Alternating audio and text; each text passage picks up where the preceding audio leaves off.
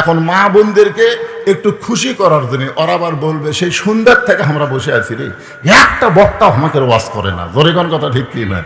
কিন্তু আমাকে দাওয়াত দিলে মেয়েরা কিন্তু খুশি হয় যে বজরিশিতে আসলে আর যাই করুক মা বোনদের ওয়াজ করবেই, ঠিক কিনা বলেন? হ্যাঁ, এই জন্য আমার মায়েরা খুব মনোযোগ দিয়ে শুনবেন।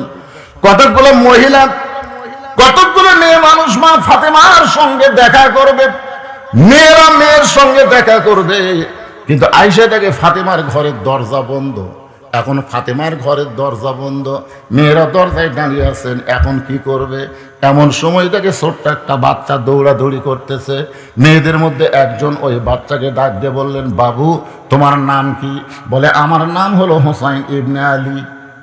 মেয়েরা বুঝবার পারছে হুসাইন ইবনে আলী, বুঝতেছেন তো, ইতা আলীর বেটা হুসাইন, তাহলে ফাতেমার সন্তান। তখন মেয়েরা বলতেছে, বাবা আমরা তোমার মায়ের সঙ্গে একটু দেখা করব, তুমি যদি তোমার মায়ের কাছে গিয়া আমাদের জন্য একটু দরজা খোলার ব্যবস্থা করতে পারো, তাহলে আমরা একটু তোমার মায়ের সাথে দেখা করব। কারণ আমাদের কানে একটা খবর আইছে, সেই খবরটা হলো সাইদুস শাবাবে ফাতেমাতুজ জোহরা, এর সাইদুস শাবাবে না, আহলেল জান্নাহ ফাতেমাতুজ জোহরা, জান্নাতি নারীদের নেত্রী হবে ফাতেমা। তো তোমার মা হবে জান্নাতি নারীদের নেত্রী, এই নেত্রীটা দেখতে কেমন, এই জন্য আমরা দরজার দাঁড়িয়ে আছি। তোমরা একটু তোমার মায়ের কাছে, তুমি একটু তোমার মায়ের কাছে যাই আমার জন্য একটু দরজা খোলার ব্যবস্থা করো। সঙ্গে সঙ্গে হুসাইন বলতেছে, আপনাদের কোনো টেনশন নাই, এক দৌড়ে মায়ের ঘরের দরজায়। এখন আপনারা বলেন তো, যারা মেয়ে মানুষ হবে তারা কিন্তু সামনের ঘরে থাকতে পারবে না, তাদের জন্য একটা অন্দরমহল বানান লাগবে, জোরে কোন কথা ঠিক কি না? আপনারা প্রত্যেকটা বাড়ি বানাচ্ছেন সদর মহল, আমাদের এলাকায় তো ধান কাটা লাগছে, এখন এই বছরে বছরে কামলা পাওয়া খুব কঠিন।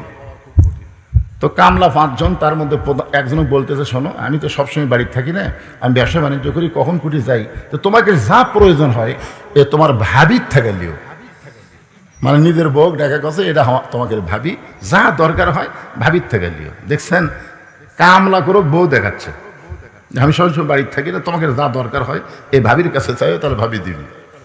এই 5 জনের মধ্যে একটা হলো লুচ্চা ঢোপা, জোরে কোন কি ঢোপা? সব কামলা কি এক হয়? ওই কিছুক্ষণ পর পর আসে, ভাবি ও ভাবি পানি খাবো, ভাবি এ লাগবে সে লাগবে। এখন মেয়ে মানুষকে ভাবি করে ডাকে, এখন ভাবি কথা কয়, ভাবি একদিন সামনে এসে বলতেছে, তুমি খালি ঘন ঘন ভাবি ভাবি করে ডাকো, কারণ কি? ভাবি বিশ্বাস করেন, আল্লাহর শপথ করে বলতেছি, আপনার যে চেহারা মনে হয় আপনার বিয়েই হয়নি। এখন চিন্তা করেন, একটা পুরুষ মানুষ যদি একটা মেয়েকে বলে যে আপনার যে চেহারা মনে হয় আপনার বিয়েই হয়নি, মেয়েটা কাঁদতে কাঁদতে কয়, এই কথা তোমার ভাই কোনোদিনও কয়নি। জানেন, কোন পর পুরুষকে সদর দরজা বানানো হবে না, প্রত্যেকটা মুসলমানের বাড়িতে একটা অন্দরমহল থাকা লাগবে, জোরে কোন কথা ঠিক কিনা? সেই মহলের মধ্যে শুধু মেয়েরাই থাকবে, কোনো পরপুরুষ সেখানে ঢুকতে পারবে না। এখনো হোসাইন এমন একটা দরজায়, মায়ের দরজায়, একটা ঘর অতিক্রম করে যেই মাত্র মায়ের দরজায়, এমন সময় ওই ঘরের মধ্যে হযরত আলী আল্লাহর কোরআন শরীফ পড়তেছে। মানে একটা ঘর বাদ দিয়ে ফাতেমার ঘরের দরজা হোসাইন, যেই ঘর বাদ দিয়ে হোসাইন মায়ের দরজায়, ওই ঘরের মধ্যে হযরত আলী আল্লাহর কোরআন তেলাওয়াত করতেছে। ইন্নামাল মুমিনুনা আল্লাযীনা ইযা যুকিরাল্লাহু ওয়াজিলাত কুলুবুহুম ওয়া ইযা তুলিয়াত আলাইহিম আয়াতুহু জাদাতুহুম ঈমানাও ওয়া আলা রাব্বিহিম ইয়াতাওয়াক্কালুন। আল্লাহু আকবার। আপনারা যে আয়াতে কারিমা তেলাওয়াত শুনলেন, এর বাংলা অর্থ জানেন? হযরত আলী আল্লাহর কোরআন তেলাওয়াত করতেছে, আর হোসাইন চলে গেছে মায়ের ঘরের দরজা। কোরআন তেলাওয়াত বাদ দিয়া, এ হোসাইন বাহিরে খেলাধুলা করতেছিলে, ভালো কথা, তো খেলাধুলা বাদ দিয়ে হঠাৎ মায়ের দরজা কেন? এখানে একটা শিক্ষা হলো যে আপনি যতই কোরআন তেলাওয়াত করেন, যতই নামাজ পড়েন, আপনার সন্তানের দিকে আপনার খেয়াল রাখা লাগবে। কি রাখা লাগবে? আপনি যদি নামাজ পড়েন, রোজা করেন, হজ করেন, যাকাত দেন, আপনার সন্তান কি করতেছে খেয়াল করার দরকার আছে না নাই?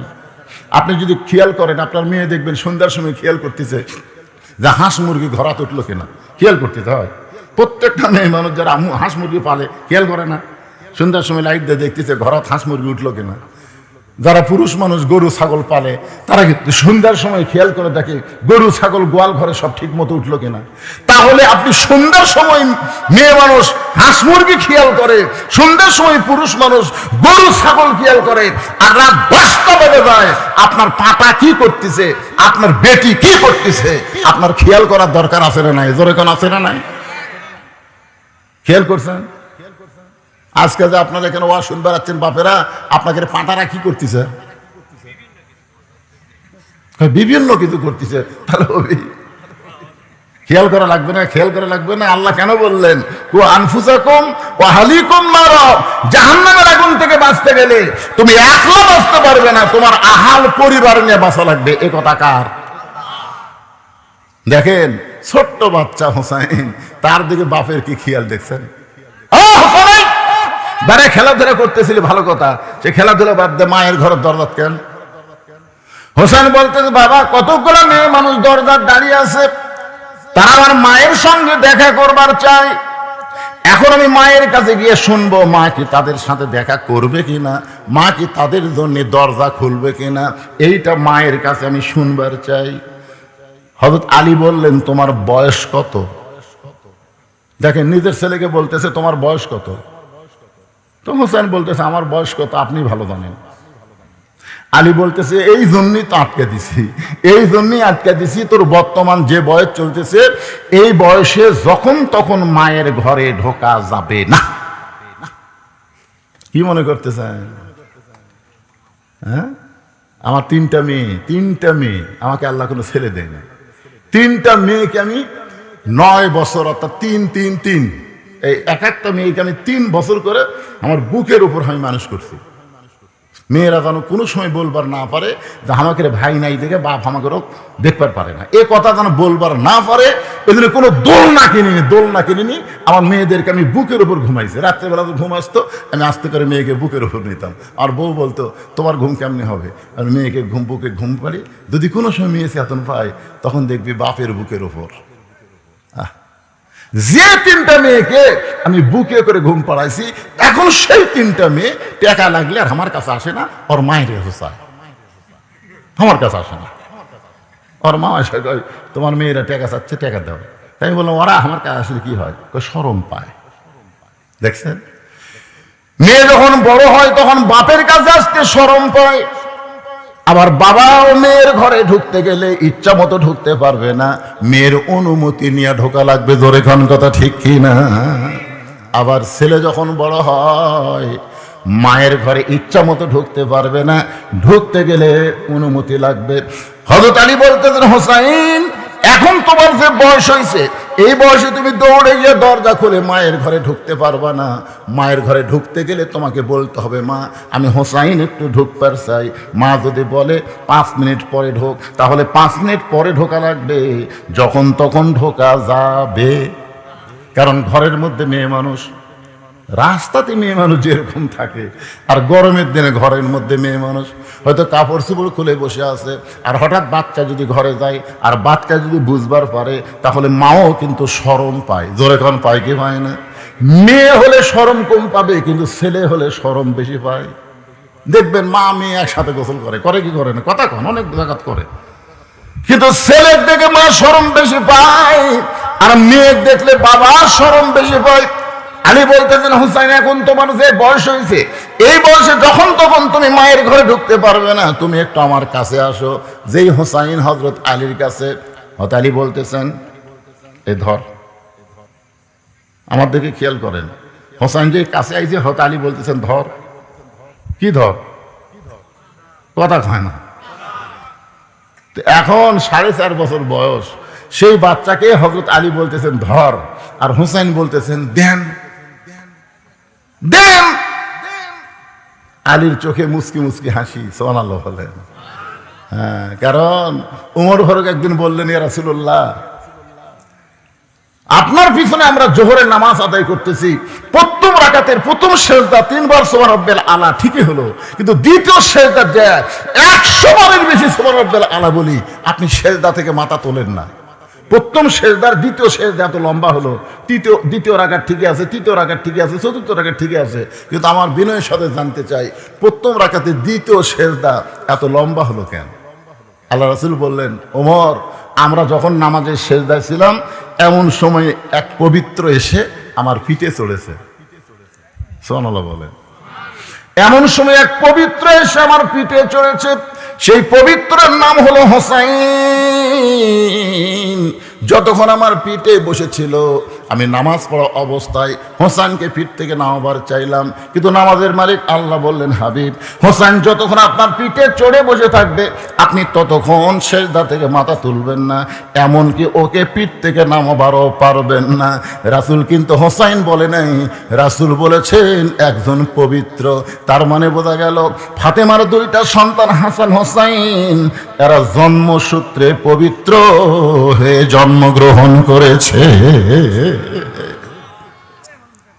যেই বললেন হযরত আলী ধর, সঙ্গে সঙ্গে হোসেন বলতেছেন দেন। হোসেনের হাতে আল্লাহর কোরআন শরীফ দিয়ে হযরত আলী ফাতেমার ঘরের মধ্যে ঢুকতেছেন। রে মায়েরা যারা পর্দায় আছেন একটু মনোযোগ দিয়ে শোনেন।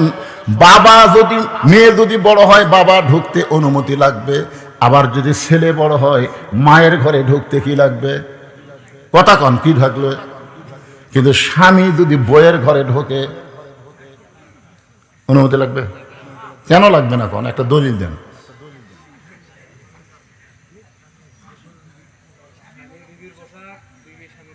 এই যে একটা কছে বাংলা কুক, আরবি না হতে বাংলাটাও কছে, ঠিক আছে। দেখছেন, ওই প্রতিদিন এই ভিডিও করবার যায় এর ওয়াজ মুখস্থ হয়ে গেছে। এর ওয়াজটা হচ্ছে, আরবিটা হচ্ছে, ভাইজান আমার বলতে পারবে, হুন্না লিবাসুল্লাকুম ও আনতুম লিবাসুল্লাহুন্না। স্বামী হলো বিবির পোশাক, বিবি হলো স্বামীর পোশাক। আচ্ছা মনে করেন এক ঘরের মধ্যে স্বামী স্ত্রী ছাড়া আর কেউ নেই, যদি দরজা জানলা বন্ধ করে স্বামী স্ত্রী ন্যাংটা হয়ে শুয়ে থাকে, পাপ হবে? কথা কন না গায়ে, পাপ হবে? কোনো পাপ নাই। একই কম্বলের মধ্যে দুই স্বামী ঘুম পারবে, কোনো পাপ নাই। তাহলে বোঝা গেল মেয়ে বড় হলে বাবা ঢুকতে অনুমতি লাগবে, ছেলে বড় হলে মায়ের ঘরে ঢুকতে অনুমতি লাগবে, কিন্তু স্বামী স্ত্রীর ঘরে ঢুকতে কোনো অনুমতি লাগবে না। এখনো হযরত আলী ফাতেমার ঘরের মধ্যে গিয়ে দরজা খুলেছে। যেই মাত্র দরজা খুলেছে তাকায় দেখে ফাতেমা বাম হাতে জাতা ঘুরাই আর ডান হাতে আল্লাহর কোরআন তেলাওয়াত করতেছে। ডান হাতের মধ্যে কোরআন শরীফ নিয়ে তেলাওয়াত করতেছে আর বাম হাতে জাঁতা ঘুরাইতেছে। জাঁতা বোঝেন আপনারা? আগের যুগে তো মিশিং ছিল না, আমরা ছোটবেলায় দেখছি ঢিকি। ঢিকি, আপনার ঢিকি দেখছেন? আমার বয়সে কারেন্ট আসলো, আমি আগে কারেন্ট ছিল না। তখন ঢিকি রে ভাই প্রত্যেকটা বাড়িতে খালি ক্যারুর কুরুর ক্যারুর কুরুর ঢাস ঢাস ঢাস, একটা গেলার মধ্যে একটা আলাদা শান্তি। তাহলে ফ্যান লাগতো না। কঠিন গরমের মধ্যে আমরা গাছের ছায় ঘুম পারতাম, চোর ডাকাতের কোনো ভয় ছিল না। জোরে কথা কন না কেন ভাই, যান কি দিন ছিল রে। আর ঢিকির চাউলের ভাত আর পান্তা যা মজা ভাই। তার আগে ছিল জাঁতা। তার আগে কি ছিল? ফাতেমা বাম হাতে জাঁতা ঘোরায় আর ডান হাতে আল্লাহর কোরআন তেলাওয়াত করতেছে। একই মানুষ বাম হাতে জাঁতা ঘোরায়, ডান হাতে আল্লাহর কোরআন তেলাওয়াত করে। এ দৃশ্য দেখার সঙ্গে সঙ্গে হযরত আলী রব্বানা পড়েন, রব্বানা আতিনা ফিদ দুনিয়া হাসানাতাও ওয়া ফিল আখিরাতি হাসানা ওয়া কিনা আযাবান নার। এটা মুখ ফসকে বার হয়ে গেছে। কি বার হয়েছে? এই আয়াতের মধ্যে কি আছে? যার দুনিয়া সুন্দর তার আখিরাতও।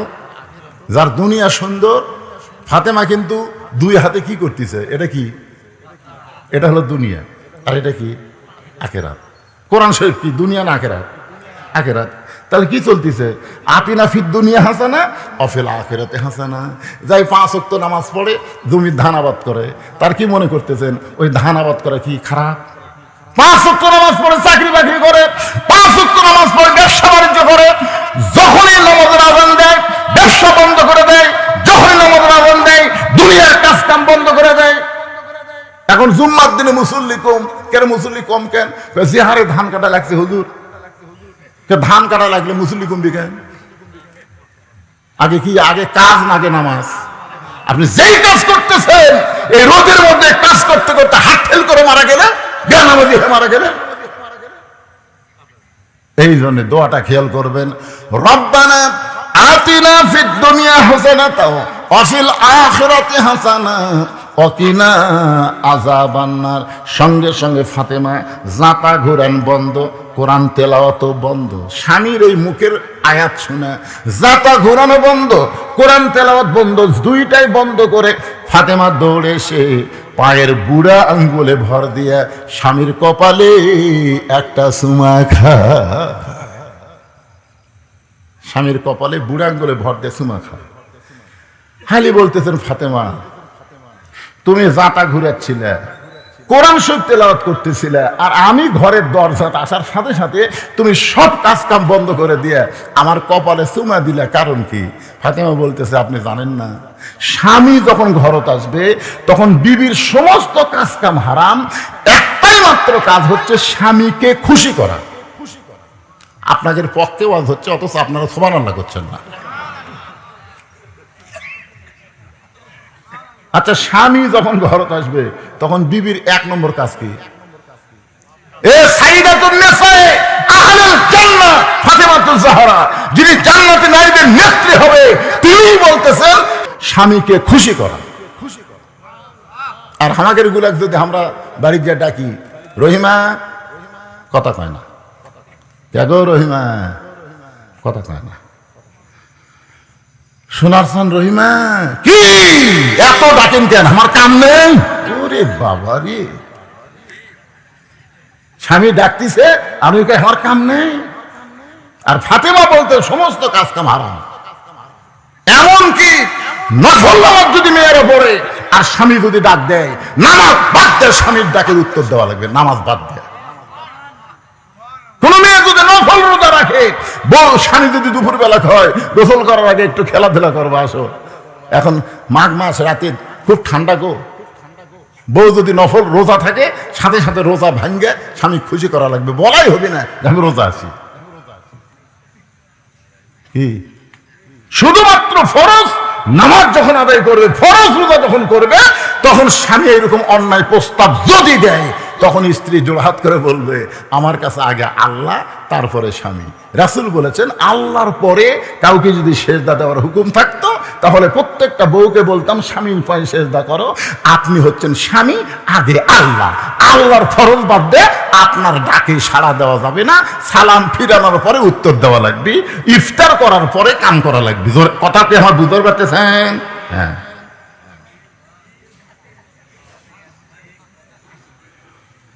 আমার মায়েরা যারা পর্দার অন্তর আছেন, একটু মনোযোগ দিয়ে শুনবেন। হযরত আলীর কবরে চুম্বন দিয়ে বলে, ফাতেমা, তুমি তোমার স্বামীকে খুশি করেছো, কিন্তু আমি তোমাকে একটা কথা বলতে চাই, তুমি জাতা ঘুরান বাদ দিলে ভালো কথা, কিন্তু আল্লাহর কোরআন তেলাওয়াত বাদ দিলে। ফাতেমা বলতেছে, আমিও তো জানতে চাই, আপনি তো বাহিরে কোরআন শরীফ পড়তেছিলেন, আমি মেয়ে মানুষ আস্তে আস্তে কোরআন পড়ি, আপনি কোরআন পড়েন জোরে জোরে। পুরুষ মানুষ যখন কোরআন পড়বে তখন আসতে না জোরে? কি জন্যে? জোরে পড়ার মধ্যে একটা কাজ আছে। وَإِذَا قُرِئَ الْقُرْآنُ فَاسْتَمِعُوا لَهُ وَأَنصِتُوا لَعَلَّكُمْ تُرْحَمُونَ। এই আয়াতের সামনে দেখবেন, এটা কিন্তু পুরুষের জন্য।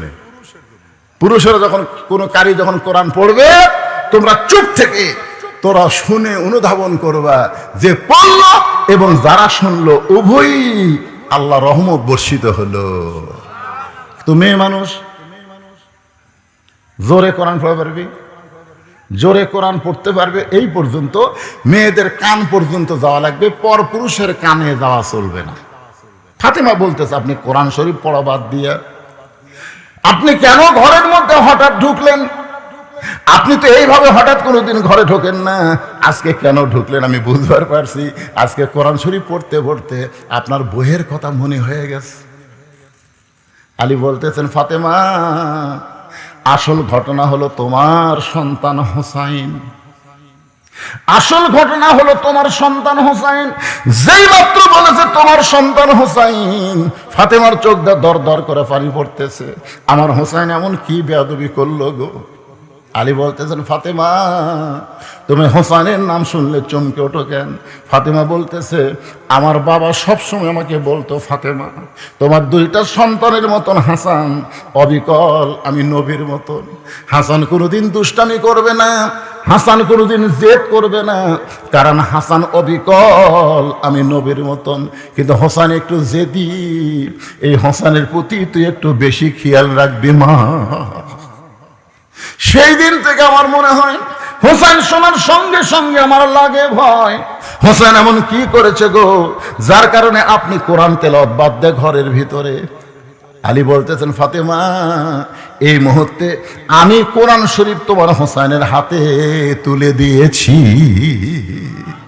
যেই বলেছে এই মুহূর্তে আমি আলী হোসাইনের হাতে কোরআন তুলে দিয়েছি, সঙ্গে সঙ্গে ফাতেমা বলতেছে, আল্লাহ ওই বাবা মা হলো সবচাইতে বড় ভাগ্যবান যার সন্তানের হাতে থাকবে আল্লাহর কোরআন। খালি সুবহানাল্লাহ করলে হবে না। আপনাদের সন্তান আছে না নাই? হাতত কি আছে? মোবাইল। এই দেখছেন আমার মালিক ভাই শুরু না করতে মোবাইল। আরে পাগলা, মোবাইলের মধ্যেও কোরআন শরীফ ডাউনলোড করা যায় জানেন আপনারা? 30 পারা কোরআন মোবাইলের মধ্যেও তুলে আপনি ইচ্ছা করলে মন চাচ্ছে কোরআন শরীফ বার করে পড়লেন। কি মোবাইলের মধ্যে গান বাজনায় থাকবি, মোবাইলের মধ্যে আজহারের ওয়াজ থাকবে, সাইদি সাহেবের ওয়াজ থাকবি, পারলে আমার মতো বজলুরের ওয়াজ থাকবি।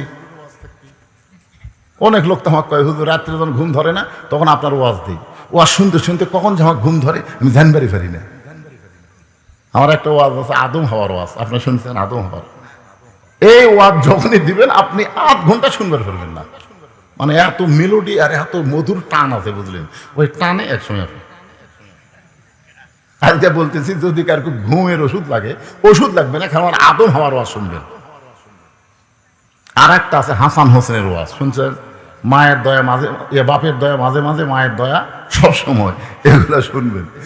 এগুলো যখন ছেলেরা শুনবে, ওয়াজ শুনবে, কোরআন শরীফ তেলাওয়াত করবে, ওই বাবা মাই হলো সবচাইতে বড় ভাগ্যবান যার বাচ্চার হাতে, ছোট বাচ্চার হাতে, ছোট বাচ্চার হাতে থাকবে আল্লাহর কোরআন। আর আপনার ছোট বাচ্চার হাতে দিয়েছিলেন কি? আগডুম বাগডুম ঘোড়াডুম সাজে, ঢাক ঢোলক ঝাঁঝর বাজে, ব্যস্তে ব্যস্তে চললো ঢুলি, ঢুলি গেল কমলা ফুলির টিয়াটা, সূর্য মামার বিয়াটা। ওই বড় হলে কি মাল হবে? কারণ এই যে এতক্ষণ জেলা পড়লো এর মধ্যে কি একটা কথা সত্যি আছে? কথা কোন রে ভাই সত্যি আছে?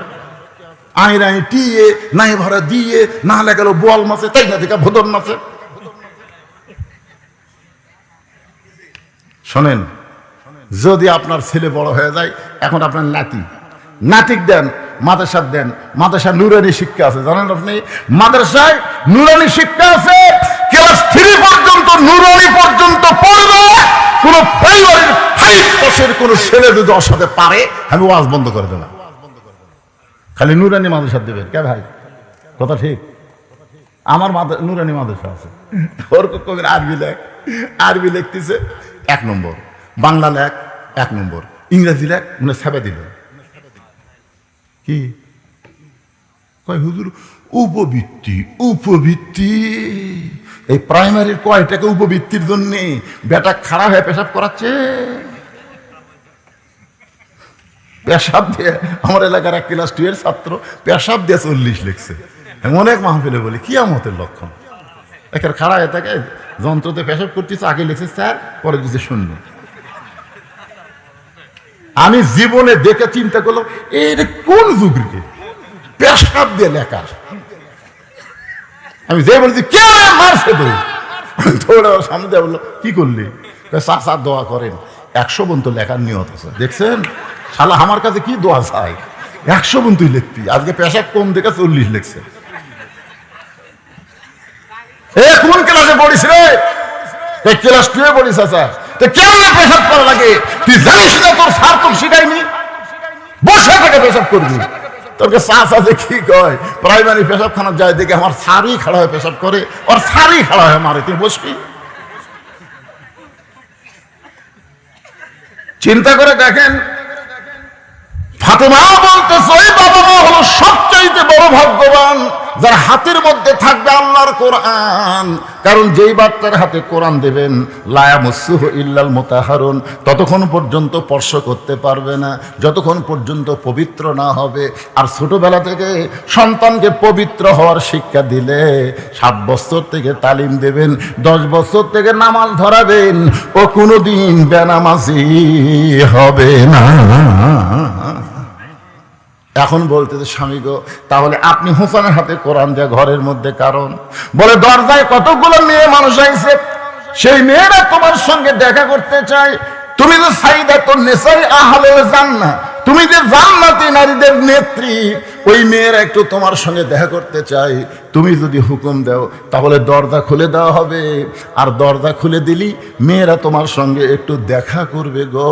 তুমি কি দরজা খোলার হুকুম দাও? ফাতেমা বলে স্বামী গো, আপনি যখন বলেছেন আমার কোনো আপত্তি নাই, তাহলে মেয়েরা যখন আমার সঙ্গে দেখা করতে চায় আপনাকে কষ্ট করে পর্দার ব্যবস্থা করা লাগবে। যেই বলেছে আপনাকে কষ্ট করে পর্দার ব্যবস্থা করা লাগবে, আলী মুচকি মুচকি হাসে আর বলে ফাতেমা, মেয়েরা মেয়ের সঙ্গে দেখা করতে গেলে পর্দার কোনো ব্যবস্থা লাগে না। কারণ আপনাদের এলাকায় যেখানে মেয়েদের বসার ব্যবস্থা করছেন, সেখানে কি এক এক মেয়ের জন্য ভিন্ন ভিন্ন না, সব এক জায়গায়? আপনারা বসার একটা ব্যবস্থা করেননি? করছেন? কোন দিকে সেটা? পাশে আছে। তাহলে সব মেয়েরা এক জায়গায় বসেনি। তাহলে হযরত আলী বলতেছে মেয়েরা মেয়ের সঙ্গে দেখা করবে, এখানে কোনো পর্দার ব্যবস্থা লাগবে না। ফাতেমা মুচকি মুচকি হাসে আর বলে, আপনি জ্ঞানের সম্রাট, আপনি জ্ঞানের সম্রাট হতে পারেন, কিন্তু পর্দা বিষয়ে আমার চাইতে আপনি কম জানেন। মাগরিবের নামাজের পরে যে হুজুর ওয়াজ করলো, উনিও বললেন আনা মাদিনাতুল ইলমে ওয়া আলী ওয়া বাবুহা। এই যে আমার ভাইস্তা ফরাত ওয়াজ করলো, ও বললো আনা মাদিনাতুল ইলমে ওয়া আলী ওয়া বাবুহা। রাসূল বলেছেন আমি হচ্ছে এলেমের শহর, আলী হচ্ছে তার দরওয়াজা। তাহলে হযরত আলী হচ্ছে জ্ঞানের কি সম্রাট। আপনি জ্ঞানের সম্রাট, কিন্তু পর্দা বিষয়ে আপনি কম জানেন। আলী বলতেছেন ফাতেমা, তাহলে তুমি আমার চাইতে পর্দা বিষয়ে যখন বেশি জানো, তাহলে তুমি বলো আমি শুনি, তুমি বলো আমি শুনি। এখন ফাতেমা পর্দা বিষয়ে কি জানে সেটা হযরত আলী শুনবি। আজকে আপনাকে মরদগুলা শোনা লাগবে। আমরা আলীর দলের লোক লয়, চিন্তা করে দেখেন, আমাকে শোনা লাগবে যে ফাতেমা এমন পর্দার কি জানে, যেই পর্দা আজকে বাংলাদেশে কায়েম হলে প্রত্যেকটা বাড়িতে রহমত বরকতে ভরে যাবে। এখন প্রতি মাসে লাগতেছে 1.5 মণ চাউল, তখন লাগবে প্রতি মাসে 6 ধরা। এখন ইলিশ মাছের স্বাদ নাই, তখন সিলভার মাছ ইলিশের চাইতে বেশি স্বাদ হবে। বিশ্বাস করেন, একটা পর্দানিশী নারী যার মধ্যে হাত দিবি তারই মধ্যে বরকত হবে। সুবহানাল্লাহ না কেন ভাই? একটা পর্দানিশী মেয়ের মধ্যে কি বরকত! হাজী সাহেব আমারে কয়, হুজুর গোটা বাংলাদেশ ওয়াজ করেন, আমার একটা মেয়ে আছে হুজুর, একটা ভালো ছেলে যদি আপনার খোঁজে থাকে একটু বিয়ে দেব হুজুর, একটাই মেয়ে, একটু ভালো ছেলে। আমি একটা ছেলে পেলাম, যেই ছেলে 10 বছর থেকে এখন পর্যন্ত 1 ওয়াক্ত নামাজ কাজা করেনি, যেই ছেলে দাড়ি ওঠার পরে কোনোদিন খুঁট ঠেকায়নি, যেই ছেলে মোষ কোনোদিন বড় হবার দেয়নি, যেই ছেলে কোনোদিনও মানে ওই শার্ট প্যান্ট পরেনি, পায়জামা জুব্বা, যেই ছেলে বর্তমানে 3টা চাকরি করতেছে। একটা হচ্ছে মাদ্রাসার মুহতামিম, মাদ্রাসার কি মুহতামিম, একটা হচ্ছে 5 ওয়াক্ত মসজিদের ইমাম, আর একটা হলো দূরের মসজিদের খতিব। 3টা চাকরি করতেছে। সেই ছেলের কাছে খবর নিয়ে হাজী সাহেবের কাছে গেলাম, হাজী সাহেব আপনি একটা ভালো ছেলে চাচ্ছিলেন, আলহামদুলিল্লাহ বলেন। আল্লাহ মিলাই দিছে হাজী সাহেব। তাই সব আলহামদুলিল্লাহ কয় না, আগে আপনি ছেলের খবর দেন, তারপর আলহামদুলিল্লাহ তোমার। শোনেন, ছেলে হচ্ছে কোরআনের হাফেজ, আবার দাওরা পাস, আবার ইফতা পাস, মুফতি। 3টা চাকরি করে। একটা হলো মসজিদের পেশ ইমাম, 5 ওয়াক্ত নামাজ পড়ে, আর এক মসজিদের খতিব, আর মাদ্রাসার মুহতামিম। আমার কয় হুজুর এতগুলো আমি বুঝি না, সব মিলে বেতন কত? আমি কইলাম আপনি বললেন ভালো ছেলের কথা, ভালো ছেলের কথা যখন আপনি বললেন তো বেতনের কথা শুনবার না, বেতন শোনা লাগবে না, আমার মেয়ে ঘরে পানি ঠেলে দেবো নাকি? তখন আমি ওই ছেলে মোবাইল করলাম, কে রে বাবা তোর 3টা মিলা বেতন কত?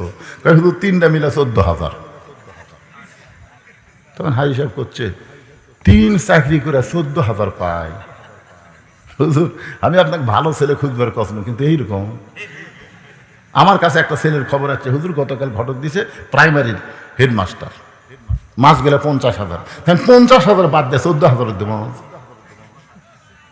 তাই বললাম আপনি ভালো ছেলের কথা বলছিলেন, ভালো ছেলে মানে যে ঘরে আমার মেয়ে সুখে থাকবে সেটাই হচ্ছে ভালো ছেলে। আমি তখন হাই সাহেবকে একটা ওয়াজ করে বুঝালাম, হাজি সাহেব শোনেন একটা ওয়াজ করি, যে আপনার ওই হাফেজ সাহেব হুজুরের সাথে মেয়ে বিয়ে দিলেন, মনে করেন বুঝাচ্ছি, বিয়ে দিলেন, একদিন সকালবেলা আপনার মেয়ে বলতেছে আমার শরীর খুব ভারী লাগতেছে গো, আজকে শরীর ভালো লাগতেছে না, ম্যাশ ম্যাশ করতেছে। তোর হাফেজ সাহেব কি করবে জানেন? বলবে 1 গ্লাস পানি নিয়ে যা। 1 গ্লাস পানি নিয়ে যাচ্ছে, সূরা ফাতিহা আর আয়াতুল কুরসি পড়া, তো বউ এই পানি খাচ্ছে 3 ঢোকে, খাওয়ার পরে বলতে শরীর খবর কি? আলহামদুলিল্লাহ পাতলা হয়ে গেছে বাতাসের মতন। আমি হাই সাহেবকে বললাম বলেন তো কয় টাকা লাগলো? তো বলছে 1 টাকাও লাগলো না। মনে করেন আপনার মেয়ের বিয়ে আছে প্রাইমারি মাস্টারের সাথে, সকালবেলা যদি বলে স্বামী গো আমার শরীর ভারী লাগতেছে, লড়বার পারতেছি না, তো প্রাইমারি মাস্টার কি বলবে? গিলাস আন। ওই মোবাইল ধরে মোবাইল নিয়ে আসো, মোবাইলটা নিয়ে আসো, মোবাইল নিয়ে আসো। ডাক্তার সাহেব আমার স্ত্রী হঠাৎ রাতের বেলা এরকম শরীর ব্যথা করতেছে, গোটা শরীর পাথরের মতন ভারী, এখন তাড়াতাড়ি নিয়ে আসো। এখন তাড়াতাড়ি অ্যাম্বুলেন্স করে ডাক্তারের কাছে নিয়ে গেছে। ডাক্তার চেহারা টিহারা দেখে মনে করতে টেকার গরম তো ভাই, পেশাব পরীক্ষা করেন, এ পরীক্ষা করেন, সেটা পরীক্ষা করেন, সব পরীক্ষা টরীক্ষা ডাক্তারের চেক আপ থেকে মোট 6,000 টাকা। 6,000 টাকা নিয়ে মেয়ে দিল। আপনি হাজি সাহেব কত গেল? 6,000। আর হাফেজ সাহেবের কত গেছিল? 1 টাকা হলো। 14,000 থেকে আপনি চিন্তা করতেছেন, আর 50,000 থেকে আপনি খুশি হয়ে গেছেন। এই প্রাইমারি মাস্টার ইলিশ মাছ কিনবে, বইয়ের হাতে দিবে যে বাজারত কেউ কিনবার পারেনি, আমি কিনছি রে, যাও পাক করো। এই পাক করবি, পাক করে 2 জন খাবার বসে করবি। এখন ইলিশত স্বাদ নেই। আর হাফেজ সাহেব সিলভার কিনে না, ভোগ বলবি বিসমিল্লাহ কয়ে ধরো, বিসমিল্লাহ কয়ে কোটো, বিসমিল্লাহ কয়ে তরকারি পাক করবে, সব বিসমিল্লাহ কয়ে পাক শিখ করে স্বামী স্ত্রী খাবার বলছে। তখন বলতেছে আল্লাহুম্মা বারিক লানা ফিমা রাযাকতানা ওয়া কিনা আযাবান নার। বিসমিল্লাহ বরকাতিল্লাহ কয়ে ভাত আর সিলভারের মাছ যখন মুখত দেয়, তখন কে গো তুমি না সিলভার কিনলে, ইলিশের মতন স্বাদ কেন? আল্লাহ কাই যতবার বিসমিল্লাহ কছু ওটার সিলভার আছে, ওটা ইলিশ ফেলে দিছে। তো বরকত দেওয়ার মালিক কে? কথা বলেন, বরকত দেওয়ার মালিক কে? একটু মনোযোগ দিবেন আমার মা বোনেরা, আমি পর্দার কথা বলতেছি। ফাতেমা বলে স্বামী গো, যে 5টা মেয়ে দরজায় দাঁড়িয়ে আছে আপনি কি তাদের চেনেন? আপনি কি তাদের চেনেন? আলী বলতেছে কি বলবি? যদি বলে চিনি, উত্তর কি হবে কম? শোনেন, বইয়েরা এরকম পরীক্ষা করতে পারে। আমি একদিন খালি আমার বইয়ের সামনে পৌঁছলাম, আমার চাচাতো ভাইয়ের বউ খুবই সুন্দরী, এ কথা বলা সারা আমার বউ বলতেছে কবে থেকে লুচ্চা হলেন? আমার আপন চাচাতো ভাইয়ের বইয়ের কথা আমার বইয়ের কাছে কষে, কবে থেকে লুচ্চা হলেন? আপনার চাচাতো ভাইয়ের বউ দেখা আপনার জন্য জায়েজ না হারাম? আমি করছি হারাম গো। তাহলে সুন্দরী কেমনে কম? কুল্লিল মুমিনিনা ইয়াগুদ্দু আবসারিহিম, আপনি আল্লাহর কোরআন পড়েন না? সেদিন থেকে 2 কান ধরে তওবা করছে, আল্লাহ কোন মেয়ে যদি সুন্দরী দেখি আমার বয়স সাথে আর আমি জীবনে কমো না, আসলে আমি দেখবই না, কারণ বউ আমার চোখ খুলে দিছে। এখন ফাতেমা বলতেছে স্বামী গো, যে সমস্ত মেয়েরা দরজায় দাঁড়িয়ে আছে তাদেরকে আপনি চিনেন? আলী বলতেছেন ফাতেমা, এই দুনিয়াতে একজন মাত্র মেয়েকে আমি চিনি, সে মেয়েটা হলো আমার হাসান হোসেনের মা। আমার হাসান হোসেনের মা ছাড়া এই দুনিয়ার অন্য কাউরে আমি চিনি না। ফাতেমা বলে স্বামী গো, তাহলে মনে রাখেন যে কয়টা মেয়ে দরজায় দাঁড়িয়ে আছে তাদের মধ্যে সমস্ত মেয়েরাই হলো ভালো, সমস্ত মেয়েরাই হলো ভালো, কিন্তু একটা মেয়ে যদি বেপরদা হয়, যে কয়টা মেয়ে দরজায় দাঁড়িয়ে আছে সব মেয়ে কি? সব মেয়ে ভালো, ধরে করে সব মেয়ে কি? কিন্তু একটা মেয়ে আপনাকে এই গ্রামের মধ্যে সমস্ত মেয়েরাই ভালো, কিন্তু একটা মেয়ে যদি বেপর্দা হয়, ওই একটা মেয়ের দ্বারা গোটা গ্রামের যুবক নষ্ট হবে। জোরে কোন কথা ঠিক কিনা? এই জন্য ফাতেমা বলে, স্বামী গো, সব মেয়েরাই ভালো, কিন্তু একটা মেয়ে যদি বেপর্দা হয়, ওই পর্দানিশী মেয়েদের মধ্যে একটা মেয়ে এসে ফাতেমার চোখের চেহারা, ফাতেমার মুখের চেহারা, ফাতেমার গায়ের রং যদি পর পুরুষের কাছে গিয়ে কোনোদিন বলে, তাহলে আপনি বলেন তো, যেই ফাতেমা এত কষ্ট করে পর্দার মধ্যে থাকলো, সেই ফাতেমা একটা মেয়ের মাধ্যমে পর পুরুষের কাছে প্রকাশ হয়ে গেল, আপনি কি চান আপনার ফাতেমা বেপর্দা হোক? ফাতেমা এমন পর্দানিশী। খাদিজাতুল কুবরা বলে, যখন জয়নাব আমার পেটে ছিল, আমার মেয়ে পেটে আছে আমি বুঝতে পারছি, কুলসুমও পেটে ছিল বুঝতে পারছি, রোকেয়া পেটে ছিল বুঝতে পারছি, কিন্তু ফাতেমা যখন আমার পেটে ছিল আমি অনুভব করেছি কিন্তু বুঝতে পারি নাই। ফাতেমা যখন প্রসব হলো আমার কোনো যন্ত্রণা হয়নি, আমি তাকায় দিকে ফাতেমা দুইটা হাত দিয়া ইজ্জত ঢেকে দুনিয়াতে প্রসব হয়েছে।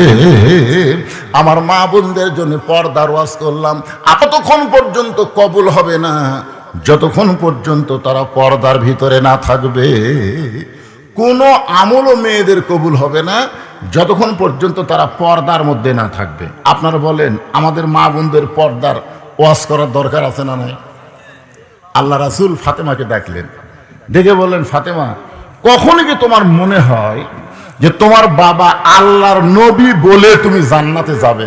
এরকম কি কখনো তোমার মনে হয়? খুব মনোযোগ দিয়ে শুনুন। ফাতেমা বলতেছে, বাবা আপনি কি খন?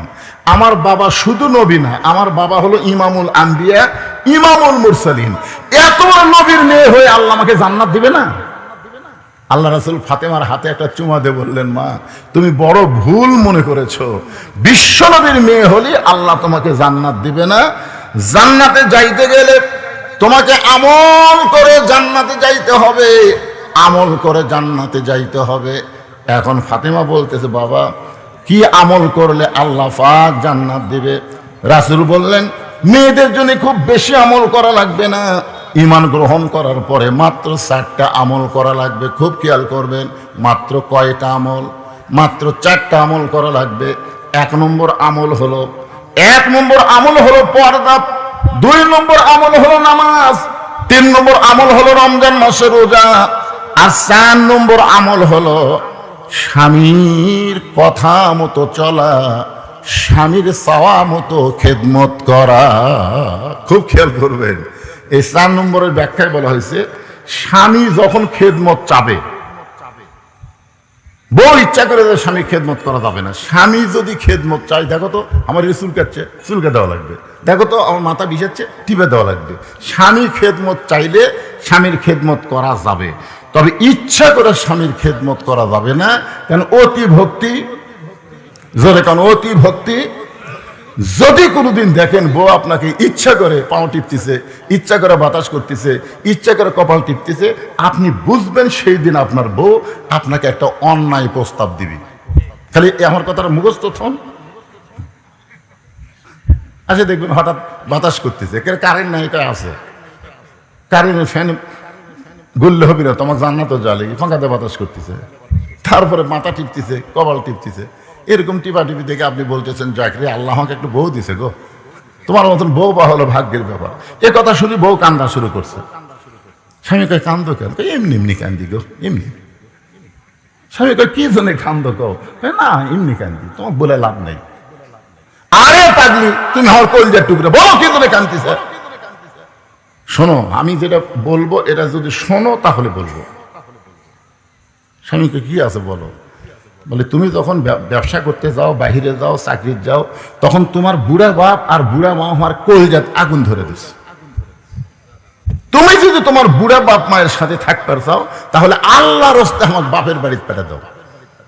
আর আমাকে নিয়ে যদি জান্নাতে সংসার করবার চাও, তাহলে তোমার বুড়া বাপ মাও বাদ দেওয়া লাগবে। ওমা আলাইনা ইল্লাল বালাক। এখন তুমি কি আমল করবা কও? তোমার বাপ মায়ের সাথে থাকবার ছেলে আমার বাপের বাড়িতে পেটে দেওয়া লাগবে, আর আমার সাথে জান্নাতে সংসার করবার গেলে তোমার বাপ মাও বাদ দেওয়া লাগবে। এখন কি করবা কও? এই কয় আর স্বামী বাতাস করে। স্বামী যদি প্রকৃত স্বামী হয়, তাহলে আল্লাহর কোরআন সামনে আসবে, আল্লাহর কোরআন বলতেছেন আল্লাযী খলাকাল মাউতা ওয়াল হায়াতা লিয়াবলুয়াকুম আইয়ুকুম আহসানু আমালান ওয়া হুয়াল আজিজুল গফুর। তোমার মৃত্যু এবং হায়াতকে আমি আল্লাহ সৃষ্টি করেছি পরীক্ষা করার জন্য, আর সেই পরীক্ষার বিষয় হলো সুন্দর আমল। এই মুহূর্তে তোমার সুন্দর আমল কি বাপ মায়ের কাছে থাকা না বইয়ের কাছে থাকা? এই মুহূর্তে তোমার সুন্দর আমল কোনটা?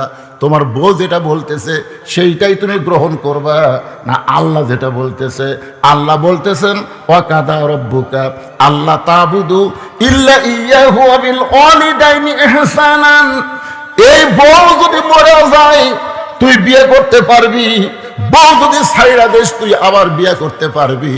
কিন্তু তোর বউ যে বাপ মায়ের বিরুদ্ধে তোর কাছে ওয়াজ করতেছে, এই বাপ মা যদি মারা যায় কিয়ামত পর্যন্ত কাঁদলে আর বাপ মা পাবি না। যেটা মারা গেলে পাওয়া যাবে না সেইটাই ধর, আর যেটা মরে গেলে পাওয়া যাবে সেইটা বাদ দে। আল্লাহর কোরআন অনুযায়ী সুন্দর আমল করতে গেলে এখন স্বামীকে কি করা লাগবে? কি করা লাগবে শোনেন। আপনাকে কারু বউ যদি এরকম কোনোদিন আপনার বাপ মায়ের বিরুদ্ধে কয়, আপনি কোরআন অনুযায়ী আমল করবেন না বইয়ের কথা অনুযায়ী আমল করবেন? আপনার কি আমল করা লাগবে? ওঠ ওঠ বউ কি জন্য তোর যা আছে সব ব্যাগের মধ্যে তোল। আমি 3 তালাকের গাড়ি আনতেছি, গাড়ি চড়া তোর বাপের বাড়ি যা। বউ দৌড়ে এসে পা ধরে বলবে আসলে তুমি আল্লাহর ওলি গো, আমি তোমার পরীক্ষা করলাম, তুমি আসলে আল্লাহর ওলি। এই জন্য মা বোনদের জন্য বলবো, মা খেদমতের নামে স্বামীর কাছে শ্বশুর শাশুড়ির বিরুদ্ধে কোনো কথা বলবে না, কারণ প্রত্যেকটা ছেলে তার বাপ মাকে সবচাইতে বেশি ভালোবাসে। যখন কথা ঠিক কথা বলেন না কেন? মায়ের পায়ের তলে সন্তানের জান্নাত, আর বাপের মুখের দিকে তাকাইলে কবুল হজের সওয়াব। এটা হলো 4 নম্বরের ওয়াজ করলাম। আর 1 নম্বর হলো পর্দা। মেয়েদের 1 নম্বর হলো পর্দা, আর পুরুষ মানুষের 1 নম্বর হলো নামাজ। নামাজের কিছু ওয়াজ আপনাদের শুনাইছি, ঠিক কিনা বলেন? এরপরে দ্বিতীয় বিষয় আসবে কুরবানি। এই কুরবানি মানে অনেকে মনে করছে যে হুজুর আমি গরিব মানুষ, আমি না হয় নামাজ পড়বো কিন্তু কুরবানিতে আমি দিবার পারবো না, তাহলে হাউজে কাউসারের পানি আমি পাচ্ছি না। না না, অনেকে কিন্তু এরকম চিন্তা করে। এক জায়গাতে আমি বলতেছি নামাজ আর কুরবানি এই 2টা আমল যারা করতে পারবে তারাই পান করবে কিয়ামতের দিন হাউজে কাউসারের পানি। তখন এক গরিব ওটা বলতেছে হুজুর তাহলে আমি যে কুরবানি দিবার পারি না, তাহলে আমার খবর কি? আমি বললাম পাগলা, এটা এই কুরবানি নয় রে, এটা যে কোন কুরবানি, সেই কুরবানি বাংলাদেশের মুসলমানের সামনে আসতেছে। সেই কুরবানির উপর একটা গান গায়া আমি আবার পর্দার উপরে যাব। আপনারা তো বিরক্ত হচ্ছেন না? একটা ছোট্ট একটা গান গাই, দেখেন তো কুরবানি বুঝা পারেন কিনা। ইমানের দাবি যদি কুরবানি হয়, সেই দাবি ঘরে বসে থাকা নয়। ইমানের দাবি যদি কুরবানি হয়, সেই দাবি ঘরে বসে থাকা নয়। ইমানের দাবি হলো কিছু বিনিময়, সেই বিনিময় যদি কলিজার ঘাম হয়, সেই ঘাম দিতে যেন তৈরি থাকি। ওগো দয়াময় আমার আল্লাহ দয়াময়। ইমানের দাবি হলো অগ্নিশিখা, বাতিলের বিরুদ্ধে জ্বলতে শিখা। সে আগুনে জ্বলে জ্বলে দিব ইমানের পরিচয়। ইমানের দাবি ঘরে বসে থাকা নয়। মুসলমান হব। তা আমি বললাম ভাই তুমি কেন মুসলমান হবে? বলে হুজুর মুসলমানের একটা জিনিস আমাকে অত্যন্ত আকৃষ্ট করেছে, যার কারণেই আমি মুসলমান হব। তা আমি বললাম কি আকৃষ্ট করছে? তো বলে হুজুর আমার বাপ কিছুদিন আগে মারা গেছে, তা আমার বাবার মুখে আমি নিজে আগুন দিছি। আমার বাবা যখন আগুনে পুড়তেছিল, হাত পা এরকম করতেছিল, তখন আমার কিছু আপনজন তারা লাঠি দিয়া বাড়ি বেড়ে হাত পা গুলো সব ভেঙে দিল, গুঁড়া মুড়া করে দিল। যে একটা মানুষ মরে গেল, তা পুড়ে আবার এরকম ছাই করে দিল, এটা দেখে আমার খুব খারাপ লাগলো।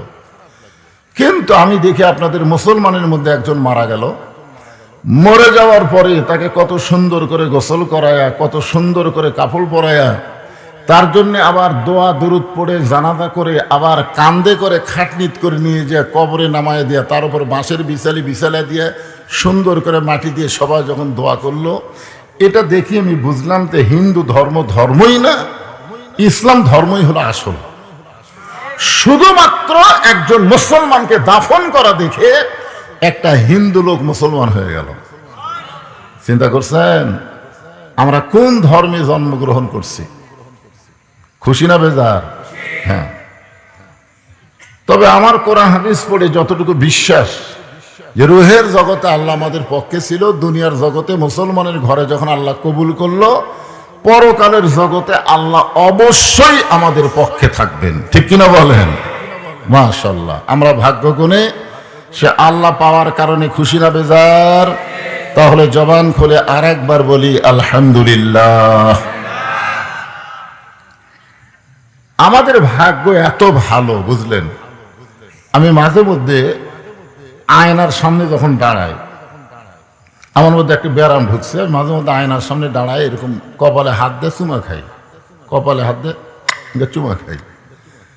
তো এইটা আমার একটা ছোট মেয়ে আছে, ওটা দেখছে, দেখে যাওয়ার মাকে বলতেছে, মা আব্বা মনে হয় পাগল হয়ে গেছে, নিজের কপালে হাত দেয়, সেই কপাল মুখে নিয়ে এসে চুমা খায়।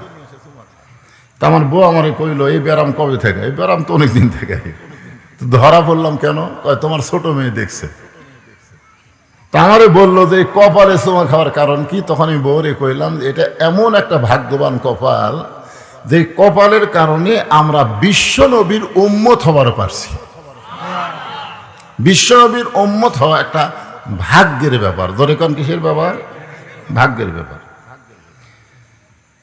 আল্লাহ রাসূল বলেছেন, যেরকম আমাদের বাংলাদেশে কিছু নেতারা বলে চামচা করো, যে কোনো জায়গায় যায় যদি ঠেকা যাস, আমার মোবাইল নম্বর রাখবি আর আমার কথা স্মরণ করবি, আমি তোকে সাইজ করবো, তোকে বাঁচাবো, এরকম কথা বলে কি? বলে না। অনেক সময় চামচারা কেন, তুই জানিস আমি আমার নেতাকে জানিস, এই কথা কিন্তু মাঝে মধ্যে বলে। মানে দুনিয়ার একটা নেতার চামচার মোশান ভাই। আমাদের নেতাকে আপনারা তা জানেন? হ্যাঁ জানেন। আছেন আমার মুক্তার, আছেন আমার ব্যারিস্টার, শেষ বিচারের, এগুলো বিচার না, শেষ বিচার, শেষ বিচারের হাইকোর্টেতে তিনি আমায় করবেন পার, আমি পাপী রাসূল জাবিন্দার।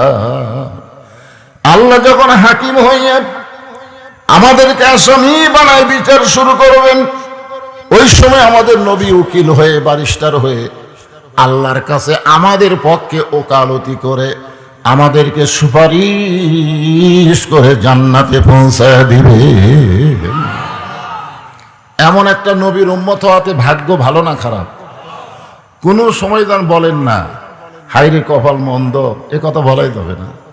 এটা হিন্দুরা বলবে, ইহুদিরা বলবে, খ্রিস্টানরা বলবে, কিন্তু আমরা মুসলমান বিশ্ব নবীর উম্মত, আমাদের কপাল পোড়া না, আমাদের কপাল মন্দ না, আমাদের কপাল হলো উজালা।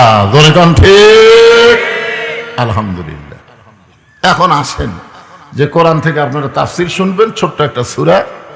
এই মাস যাচ্ছে জিলকদ মাস, সামনে আসতেছে জিলহজ মাস, ঠিক কিনা বলে? হ্যাঁ, আল্লাহ তাআলা বললেন ইন্না আতাইনাকাল কাউসার, নিশ্চয় আপনাকে কাউসার দান করা হবে। আপনাকে মানে ভাগ্য গুণে আমাদের নবীকে। জোরে কান সুবহানাল্লাহ। হাসর হবে তামার সানি, উম্মত বলবেন পানি পানি। হাসর হবে তামার সানি, উম্মত বলবেন পানি পানি। সেই কঠিন দিনে নবী বিনে পানি দেওয়ার সাধ্য কারো নাই। কার নবী? সবাই জোরে বলবেন আমাদের নবী। কার নবী? আমাদের নবী। আদম থেকে ঈসা আলাইহিস সালাম পর্যন্ত কোন নবীর হাতে পানি থাকবে না, শুধু পানি থাকবে আমাদের নবীর হাতে। তাও তুইয়া মুয়া পানি না, হাউজে কাউসারের পানি, ইমাম গাজ্জালী রহমতুল্লাহ আলাইহি বলেন, কেউ যদি হাউজে কাউসারের এক পেয়ালা পানি পান করে জাহান্নামেও যায়, আল্লাহ জাহান্নামকেও জান্নাত বানিয়ে দিবে। জোরে সোরে সুবহানাল্লাহ। ইমাম গাজ্জালী, ওনাকে বলা হয় হুজ্জাতুল ইসলাম, ইসলামের দলিল। উনি যেই কথা বললেন যে কেউ যদি হাউজে কাউসারের এক পেয়ালা পানি পান করে জাহান্নামেও যায়, যদি যায়, তাহলে আল্লাহ জাহান্নামকেও জান্নাত বানাবার পারে। আল্লাহ আগুনকে যে শান্তির বাগান বানাবার পারে, যার প্রমাণ হলো আমাদের জাতির পিতা হযরত ইব্রাহিম। জোরে কোন কথা ঠিক কিনা? নমরুদ যখন মশাল মারতেছিল, ইব্রাহিম একটাবার নিচের দিকে তাকায় দেখ, আমি তোকে পোড়ানোর জন্য বিশাল আগুনের চুলা জ্বলাইছি, এখানে দাও দাও করে আগুন জ্বলতেছে। 80 গজ উপর দিয়ে কোনো পাখি উড়ে গেলে পাখি পুড়ে যায়, আর সে আগুনের মধ্যে আমাদের জাতির পিতা হযরত ইব্রাহিমকে ফেলে দিবে। আল্লাহ কয়, ইব্রাহিম নমরুদ এতবার আগুন দেখবার কয়, তুমি একবার তাকায় দেখো না কেন? ইব্রাহিম বলতেছে, আল্লাহ আমার ঈমান বলতেছে নমরুদ আগুন জ্বলাবার পারে, কিন্তু পুড়ানোর ক্ষমতা নমরুদের হাতে নেই। আমার ঈমান যতক্ষণ বলবে যে আগুনের পুড়ানোর ক্ষমতা আল্লাহর হাতে, ততক্ষণ পর্যন্ত আমি আগুনের দিকে তাকাবো না। হাসবি আল্লাহু নি'মাল ওয়াকিল ওয়া নি'মাল মাওলা ওয়া নি'মান নাসির। আল্লাহ বলে, ইব্রাহিম আমি আল্লাহ বলতেছি, একটাবার তাকায় দেখো। আল্লাহর হুকুম, ইব্রাহিম নবী তাকায় দেখে, কুলনা ইয়া নারু কুনি বারদাও ওয়া সালামান আলা ইব্রাহিম। ওই আগুনের চুলাটা আল্লাহ শান্তির বিছানা বানায় দিছে। আপনার বলেন তো, নমরুদের আগুনের চুলা আল্লাহ শান্তির বাগান কেন বানালো? কারণ আল্লাহু আলিমুম বিজাতিস সুদূর, আল্লাহ নজর করে দেখে ইব্রাহিমের ভিতরে এমন একটা ঈমানের আগুন জ্বলতেছে, যেই ঈমানের আগুনের কাছে নমরুদের চুলার পাওয়ার নাই। সুবহানাল্লাহ বলেন। আপনারা বলেন তো, আমাদের ঈমানের মধ্যে আগুন আছে না নাই? এই আগুন যতদিন জ্বলবে ততদিন সেই মানুষ বাতিলের সঙ্গে আপোষ করবে না। দরকার হলে দুনিয়াতে জীবন দেবে, কিন্তু বাতিলের সঙ্গে আপোষ করবে না। এখন আল্লাহ বলতেছেন, নিশ্চয় আপনাকে কাউসার দেওয়া হলো। কাউসার। সাহাবারা বললেন, ইয়া রাসূলুল্লাহ, যে হাউজে কাউসারের পানি পান করে জাহান্নামে গেলে জাহান্নামও জান্নাত হয়ে যাবে। সে হাউজে কাউসারের পানি আল্লাহ এমন একজন মানুষকে দিবেন, যিনি হলেন রাহমাতুল লিল আলামিন। এই বাতাস করে লাগবে না। যিনি হলেন কি? রহমাতুল লিল আলামিন। আপনারা কিছুক্ষণ আগে আমার ভাসতে ওয়াজ করলে শুনলেন না? আল্লাহ হচ্ছে রব্বিল, আলহামদুলিল্লাহি রব্বিল আলামিন, আর আমাদের নবী হচ্ছে রাহমাতুল লিল আলামিন। আপনারা এই দুই আয়াতের ব্যাখ্যা সমস্ত তাফসীরকারক করেছেন যে যতটুকু এরিয়ার রব হলেন আল্লাহ, ততটুকু এরিয়ার রহমত হলেন মুহাম্মাদুর রাসূলুল্লাহ। তো বলতেছে, হুজুর এই হাউজে কাউসারের পানি নিয়ে যখন হাসরের ময়দান আপনি থাকবেন, হাসর হবে তামার সানি, সূর্য নিচের দিকে নেমে আসবে, মাটি পুড়ে তামা হয়ে যাবে। ওই সময় ইহুদি খ্রিস্টান কাফেরের বাচ্চারা যদি আপনার কাছে এক পেয়ালা করে পানি চায়, আর আপনি যদি পানি দিয়েই দেন, আর ওরা ওই পানি পান করে যদি জাহান্নামেও যায়, জাহান্নাম তো জান্নাত হয়ে যাবে। আল্লাহ রাসূল বললেন, সাহাবীরা তোমরা কি মনে করতেছো? হাউজে কাউসারের মালিক আমি না, মালিক হচ্ছে আল্লাহ, আর আমি হলাম বন্টনকারী। আপনারা বলেন তো, বন্টনকারীকে আপনারা কি কন?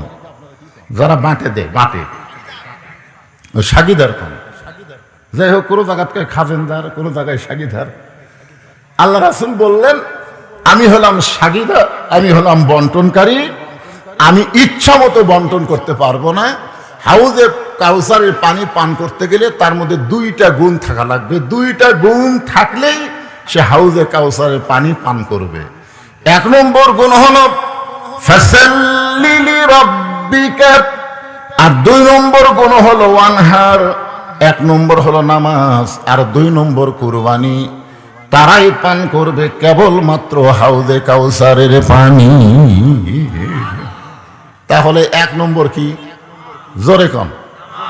এখন যারা আমার সামনে বসে আছেন তাফসীর মাহফিল, কারা কারা ঈশার নামাজ না পড়ে ওয়াজ শুনতেছেন? কারা কারা হাত তুলবার বলতেছি না, কারা কারা ঈশার নামাজ না পড়ে ওয়াজ শুনতেছেন? আপনারা একটু নিজের বিবেক দিয়ে চিন্তা করেন তো, যে ফজর পর্যন্ত বাঁচার গ্যারান্টি আমাদের আছে ভাইজান? যদি ফজর পর্যন্ত বাঁচার গ্যারান্টি না থাকে, এশার নামাজ বাদ দিয়ে আপনি ওয়াজ শুনতেছেন, আর ফজরের আগে যদি আপনি মারাই যান, তাহলে দুনিয়ার কত মানুষ আপনার জানাজা নামাজ পড়লে আপনি জান্নাতে যাবেন? বিবেক একটু চিন্তা করেন তো। কারণ রাসূল বলেছেন, মান তারাকা সালাতু মুতাম্মিদান ফাকাত কাফারা, ইচ্ছা করে এক ওয়াক্ত নামাজ যারা বাদ দিল, তারা অবশ্যই আল্লাহর সাথে কুফরি করলো। তাহলে এশার নামাজ বাদ দিয়ে যারা ওয়াজ শুনতেছেন, ফজরের আগে যদি আপনারা মরেন, তো এই হাদিস অনুযায়ী তো আপনারা কাফের হয়ে মরলেন, আর কাফের জানাজা দিয়ে কোনো লাভ হবে? যদি এখন আপনারা নিয়ত করেন যে হুজুর আজকে এই নামাজের সূরা কাউসারের ওয়াজ শুনবার যায় আমার মনের মধ্যে ভুল স্বীকার করে আমি ফজর থেকে বাকি জীবন একটা ওয়াক্ত নামাজ বাদ দিব না, খালি এই নিয়ত করার সাথে সাথে সারা জীবন যত নামাজ না পড়ার পাপ হয়েছে আল্লাহ নিয়ত করার সাথে সাথে সব পাপ মাফ করে দিবে। তাহলে এখন কি নিয়ত করা যায় যে আজকে এই আলোচনা শুনে আমরা ফজর থেকে আর একটা ওয়াক্ত নামাজ ইচ্ছা করে, মান তারাকা সালাতু মুতাম্মিদান, মুতাম্মিদান শব্দ হচ্ছে ইচ্ছা করে, যদি আপনি কোনো কারণে বাদ যায় পরে সেটা আদায় করবেন, কথাটা বুঝলেন? কিন্তু ইচ্ছা করে আমরা একটা ওয়াক্ত নামাজ বাদ দিব না। এ পাঠাগারের যুবকেরা যারা এই মাহফিল করতেছে, খোঁজলে দেখেন এই যুবকদের মধ্যে অনেকে মাগরিব এশা পড়েনি। 6 বছর হলে মাহফিল করতেছে, হুজুর আমরা প্রতি বছর মাহফিল করি হুজুর, কিন্তু নামাজ। আমার এলাকার ধাপের হাটে আমি তো গরু কিনবার যাই না, লোক দিয়ে কিনি। একবার গেছিলাম, এক লোক দৌড়ে এসে বলতেছে হুজুর এক গরু দেখলাম খুবই গোস্ত আছে, কিন্তু শিং একটা খাটো একটা লম্বা, এক শিং লম্বা এক শিং খাটো, এই গরু কুরবানি হবে। তখন বাজে সন্ধ্যা 6টা। তাই আমি বললাম ভাইজান তুমি কয়টার সময় ধাপের হাটে আসছো? তোকে আমি 3টার সময় আসছি। তো 3টার সময় এ পর্যন্ত 6টা বাজলো, তুমি গরুর শিং খাটো লম্বা ফতুয়া যাচ্ছে, তুমি কি আসরের নামাজ পড়ছে? তখন হুজুর গরু কেনার তালত তো নামাজের কথা খেয়াল নেই। আমি বললাম তুমি যে গরু দিবা সেটাই হবে, যাও। তো হুজুর যে গরু দিব সেটাই হবে। আরে পাগলা, যার নামাজ নাই তার আবার কুরবানি কিসের? হ্যাঁ, কারণ কুরবানির কথা খালি এখানে নাই তো, অন্য জায়গাতে আল্লাহ বলেছেন ইন্না সলাতি ওয়া নুসুকি ওয়া মাহইয়ায়া ওয়া মামাতি লিল্লাহি রাব্বিল আলামিন, নিশ্চয় তোমার নামাজ, তোমার কুরবানি, তোমার বেঁচে থাকা, তোমার মরে যাওয়া সব কার জন্য। তাহলে এখানেও আল্লাহ বললেন ফাসাল্লি রব্বিকা ওয়ানহার, ওখানেও বললেন ইন্না সলাতি ওয়া নুসুকি। তাহলে আগে কি কুরবানি না আগে নামাজ? তো যার নামাজ নাই তার সাথে যদি আপনারা ভাগে কুরবানি দেন, নামাজি মনে করেন আপনারা একজন নামাজি একজন বেনামাজি, দুইজন মিলে একটা গরু কিনছেন, নামাজি বেনামাজি মিলে আপনার কুরবানি করলেন, গোশত খাওয়া হবে কিন্তু কুরবানি হবে না। কি কুরবানির উপরে মারাত্মক ওয়াজ আছে, আগে নামাজের ওয়াজটা করি। তাফসীর মাহফিল, নামাজ ধরা লাগবে, ঠিক কিনা বলেন ভাইজান? হ্যাঁ, নামাজ যদি আপনারা আদায় করেন, 3টা পুরস্কার আল্লাহ দুনিয়াতে আপনাদেরকে সঙ্গে সঙ্গে দিবেন। 1 নম্বর পুরস্কার হলো ফালিয়াবুদু রব্ব হাযাল বাইত আল্লাযী আত'আমাহুম মিন জু'ইন ওয়া আমানাহুম মিন খাউফ। এখানে 2টা পুরস্কার আছে। তোমরা যদি ওই ঘরের মালিকের গোলামি করো, ওই ঘর মানে কি? আল্লাহর ঘরের। তোমরা যদি গোলামি করো, নামাজ পড়ো, সঙ্গে সঙ্গে তোমাদের 2টা পুরস্কার দেওয়া হবে। এক নম্বর পুরস্কার হলো তোমাদের রেজেকের কোনো পেরেশানি হবে না। ভারত যতই চিনি বন্ধ করে দেয়, যতই পেঁয়াজ বন্ধ করে দেয়, যতই আলু বন্ধ করে দেয়, তোমাদের রেজেকের কোনো পেরেশানি করা লাগবে না। আল্লাহ থেকে, আসমান থেকে, জমিন থেকে তোমাদের রেজেকের ব্যবস্থা করবে। জোরে কোন কথা ঠিক? আর দুই নম্বর পুরস্কার কি? ওয়া আমানাহুম মিন খাউফ। আপনার বলেন তো, কিছুদিন আগে ভারত আর পাকিস্তান যুদ্ধ লাগছিল, আপনারা জানেন? হ্যাঁ, কথা কয় না কেরে? আপনারা জানেন না? মোদি কি করেছিল? মোদি বলছিল পাকিস্তানকে ধ্বংস করতে আমাকে 15 দিনও লাগবে না। আর পাকিস্তানের যিনি প্রধান সেনাপতি, তিনি আবার 30 পারা কোরআনের হাফেজ। জোরে খান সুবহানাল্লাহ। তিনি কয় পারা? 30 পারা কোরআনের হাফেজ হলেন পাকিস্তানের আর্মির প্রধান সেনাপতি। তিনি বললেন, বনিয়ানুম মারসুস, যুদ্ধ করব আমরা নিজের ইচ্ছায় না, আল্লাহর ইচ্ছায়। যদি ভারত আমাদের আক্রমণ করে, আমরা ভারতকে আক্রমণ করব। আমরা দোয়া দরুদ দিয়ে ভারতের হাত থেকে বাঁচার চেষ্টা করব না, কারণ আল্লাহ নবীকে বলেছেন, ইয়া আইয়ুহান নাবিয়্যু হারজিল মুমিনিনা আলাল কিতাল। ওগো নবী, মক্কার কাফেররা যদি মদিনা আক্রমণ করে, আপনি দোয়া দিয়ে দরুদ দিয়ে মদিনা রক্ষা করতে পারবেন না। ওই মক্কার কাফেরদের বিরুদ্ধে যুদ্ধ করা লাগবে। এ ঘোষণা কার? পাকিস্তানের প্রধান সেনাপতি বলল, ওরা যদি আমাদেরকে আক্রমণ করে আমরাও করব, তবে নামাজ পড়ব। আগে নামাজ পড়ব, ইয়্যাকা না'বুদু ওয়া ইয়্যাকা নাস্তাইন। গোলামি করব কার? সাহায্য চাবো কার কাছে? এমন মার দেওয়া দিছে ভাই, 15 দিনে ভারত পাকিস্তান দখল করবি। 4 দিনে মোদি কান্দে কান্দে ডোনাল্ড ট্রাম্প কষে, পাকিস্তান যদি আর যুদ্ধ করে তা আমাদের খালি মাটি থাকবি, মানুষ থাকবি না। কি আল্লাহ বলেছেন, ও আমানাহুম মিন খাউফ, নামাজ আদায় করো। আসমানি বিপদ, জমির বিপদ, পারমাণবিক বিপদ, যত প্রকার অস্ত্রের বিপদ আছে, সমস্ত কিছু থেকে আমি আল্লাহ তোমাদেরকে পুরাপুরি নিরাপত্তা দিয়ে দিব। জোরে কান সুবহানাল্লাহ। এই ভারতের ওই যে পশ্চিম বাংলার একটা কি আছে, ওর নাম কি? মমতাজ কি একটা মাঝে মধ্যে কয় না, বাংলাদেশ দখল করতে আমাদের কয় মিনিট লাগবে। জোকার সাংবাদিক। আর একটা আছে ভূপেন্দ্র না কি, যাই হোক একটা আছে। হ্যাঁ, না না, গয়েশ্বর লয় রে, যাই হোক। এখন মনে ভূপেন্দ্র, ওই গতকাল ফেসবুকে দেখেন মুসলমানের হাত ধরে মাছ আছে। ভাই, তোরা হলি সেই মাল রে, তোরকে আল্লাহর কাছে আমাকে ভগবানের খাওয়াই নাই।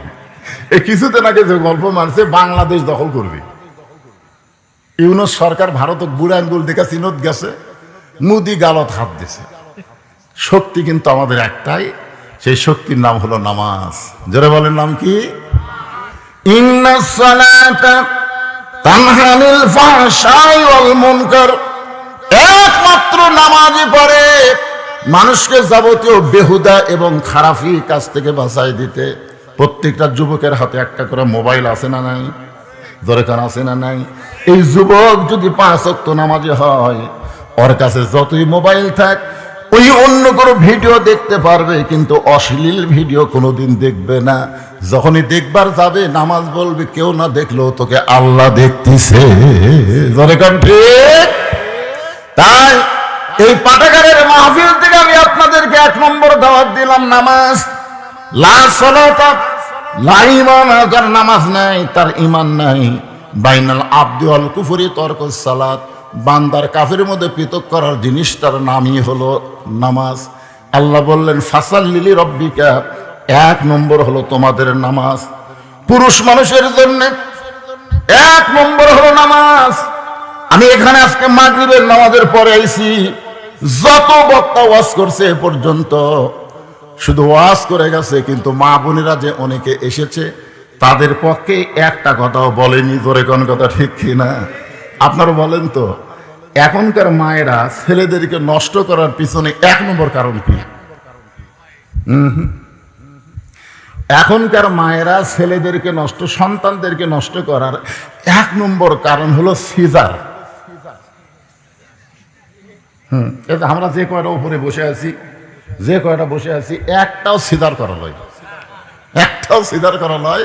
কেন আমাদের মায়েরা খুবই কষ্ট করে সন্তান প্রসব করেছে। জোরে কোন কথা ঠিক কিনা? কথা কন রে ভাই।